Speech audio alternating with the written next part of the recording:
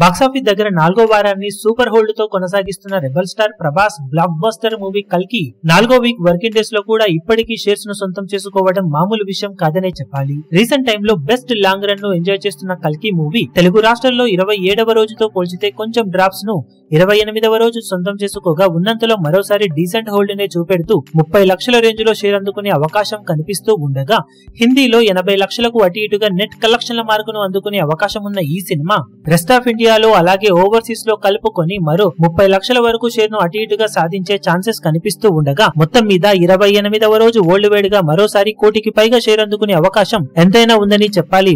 ఇప్పటికీ షేర్స్ ను సొంతం చేసుకుంటూ దూసుకుపోతూ ఉన్న ఈ సినిమా అన్ని చోట్ల ఆఫ్లైన్ టికెట్ సేల్స్ లెక్కలు కనుక అంచనాలను కొద్ది వరకు మించిపోతే కోటి నుండి కోటి 10-15 లక్షల వరకు షేర్ ను సినిమా ఓవరాల్ గా 28వ రోజున సొంతం చేసుకునే అవకాశం ఎంతైనా ఉంటుందని చెప్పాలి.